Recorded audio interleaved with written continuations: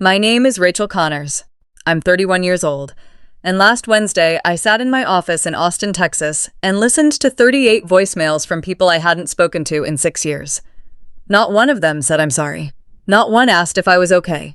Every single one said the same 2 words.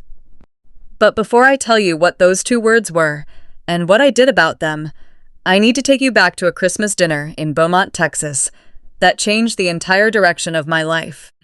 Beaumont is the kind of town where your business is everybody's business, before you even know you have business. Population around 120,000, but it feels smaller when you grow up in a family that treats reputation like a second religion.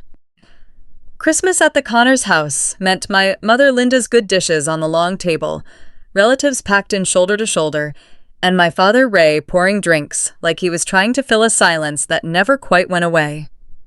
I was 24. I was working double shifts at a restaurant downtown and taking online accounting courses at night, paying for every credit hour out of my own tips.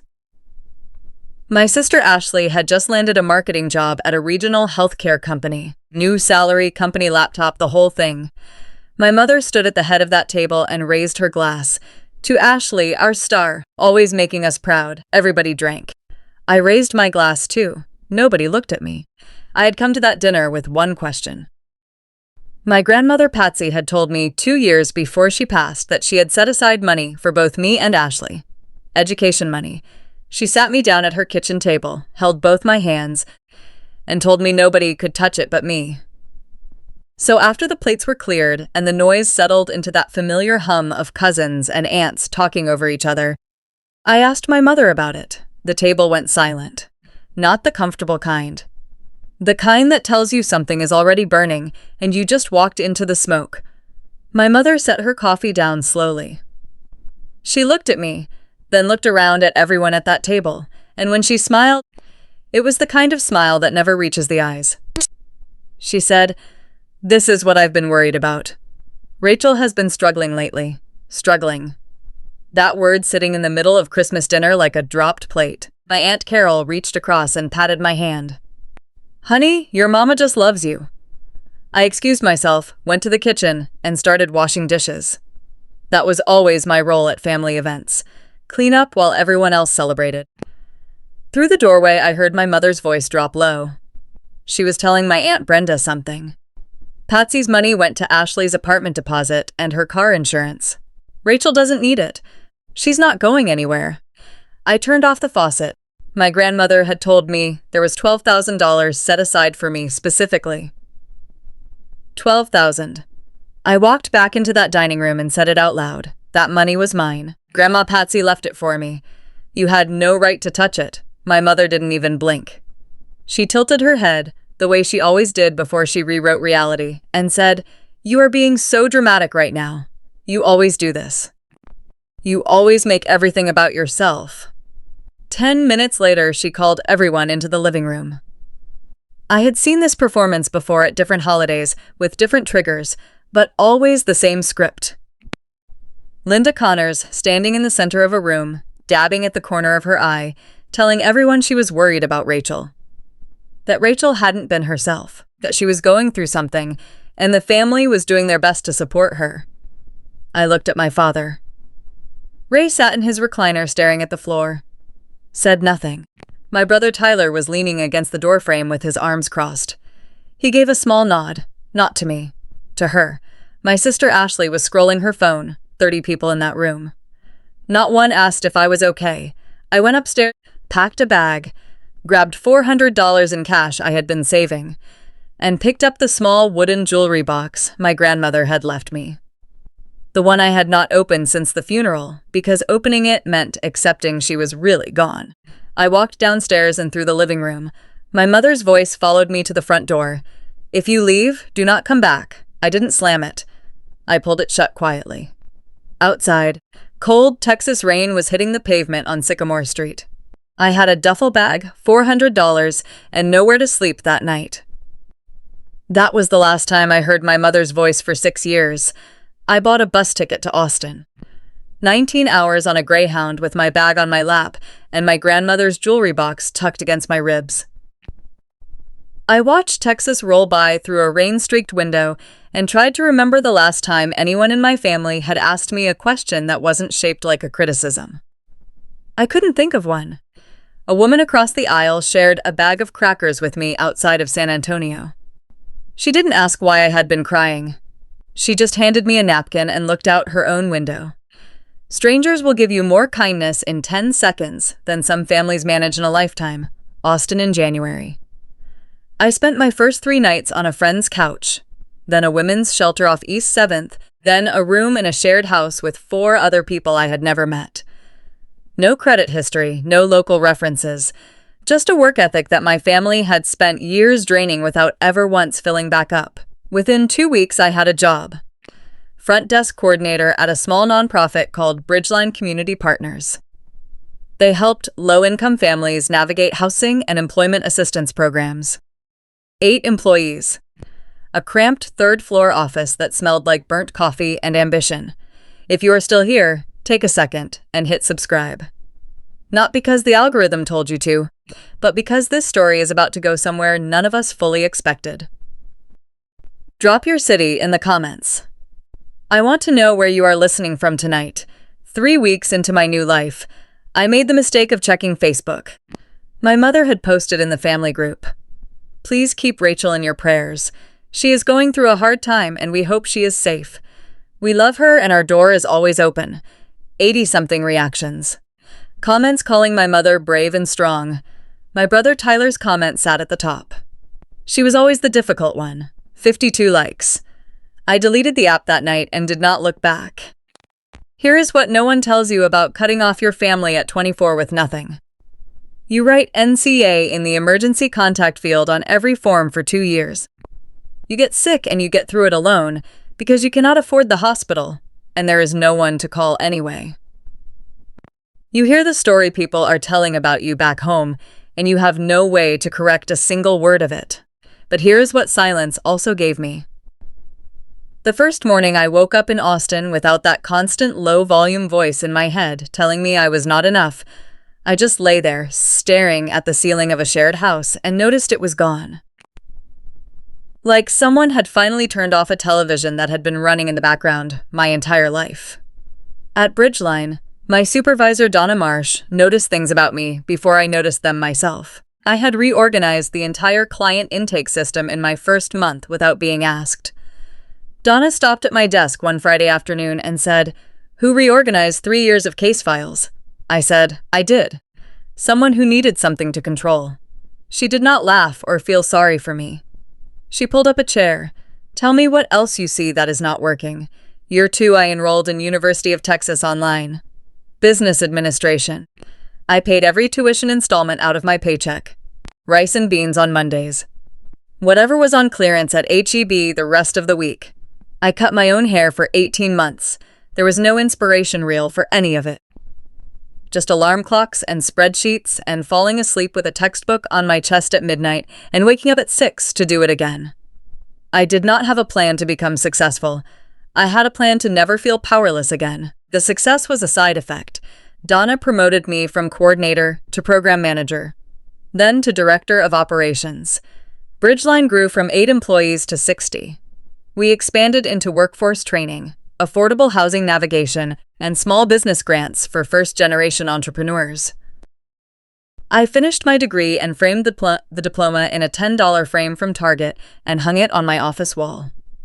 Donna knocked on my door the next morning, looked at it, and said, "How does Chief Operating Officer sound?"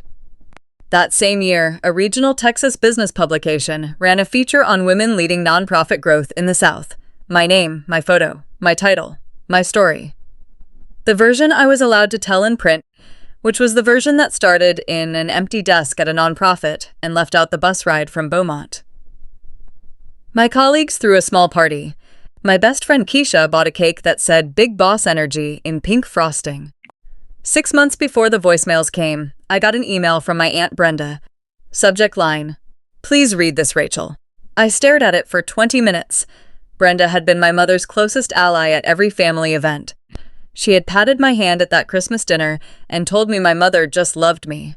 But her email had no excuses and no soft preamble. She said she was sorry she had stayed silent. She said she was afraid of Linda. And then she told me something that made my jaw tighten like a fist. Grandma Patsy's money had been held by an estate attorney named Morrison in Beaumont.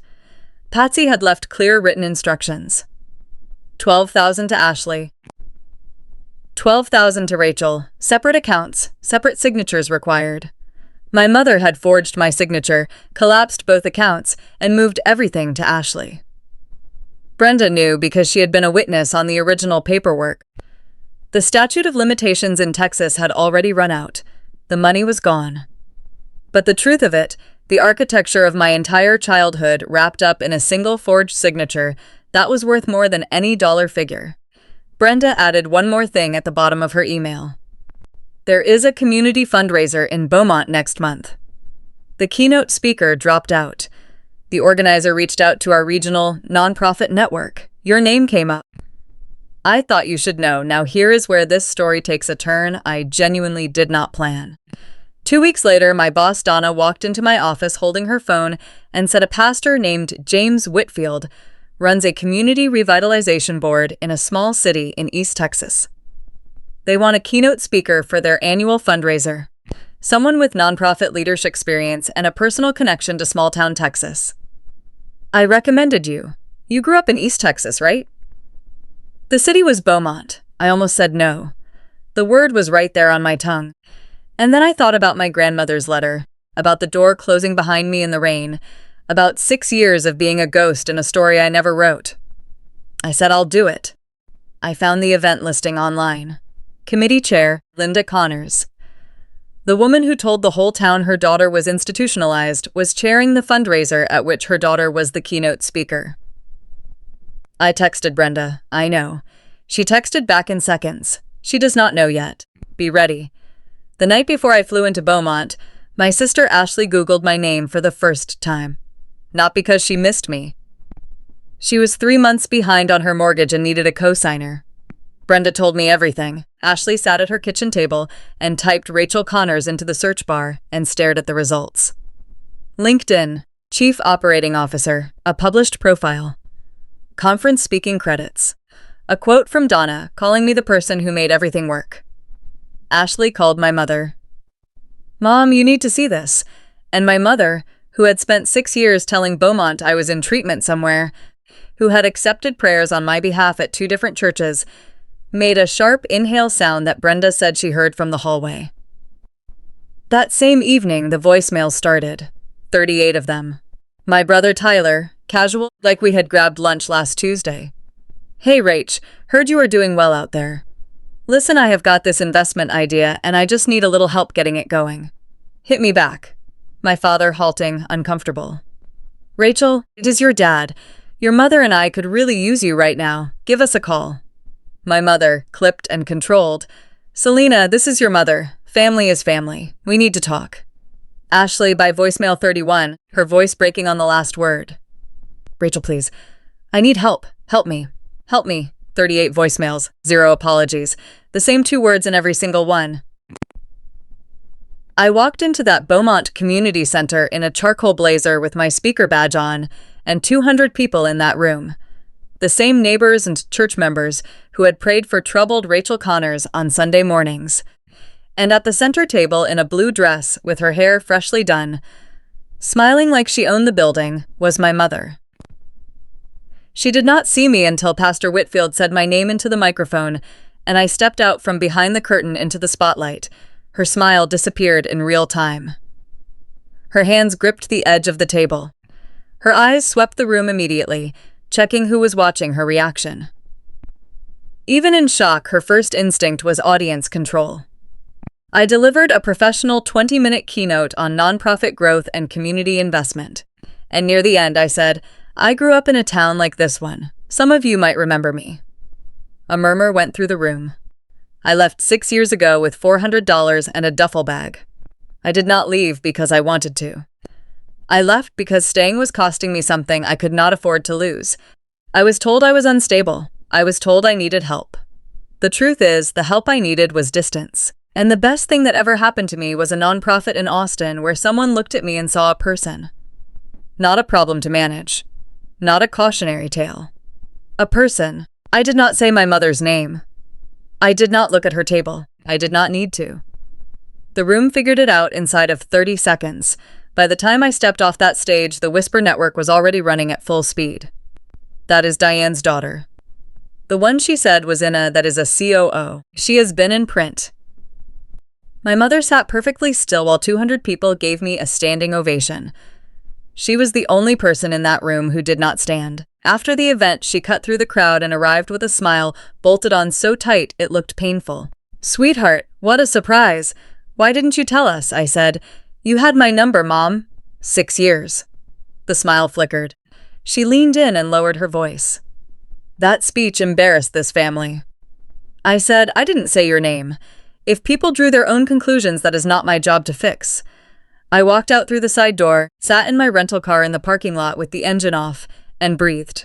Then I called Keisha. "It is done. How do you feel?" Like I just turned 31 for the first time. That night I wrote one email to my mother, my father, Ashley, and Tyler. "I am writing this once. I am not co-signing any loan. I am not funding any business idea. I am not sending money. I am not angry. I am clear. If any of you want a real relationship with me, it does not begin with a voicemail asking for what I can give you. It begins with an honest conversation, where someone says out loud what actually happened and acknowledges it. Not we did our best. Not that was a long time ago. A real apology. Specific. For the money, for the lies. For 6 years of telling this town I was somewhere falling apart when I was somewhere building a life. Until that happens, my answer is no. I wish you all well. I press send, close the laptop, and lay in a hotel bed 3 miles from the house I grew up in, listening to East Texas Quiet for the first time in 6 years. I also did one more thing.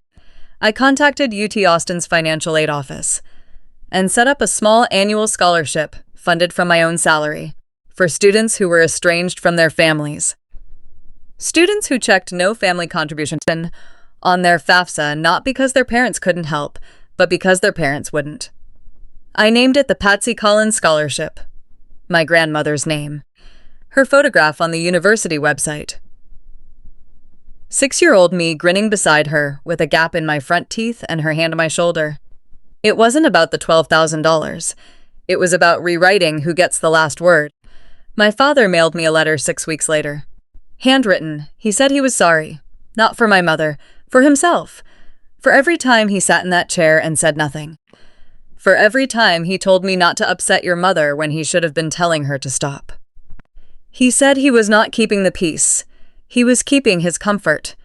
And he knew I deserved better than that. I read it twice and put it in my desk drawer.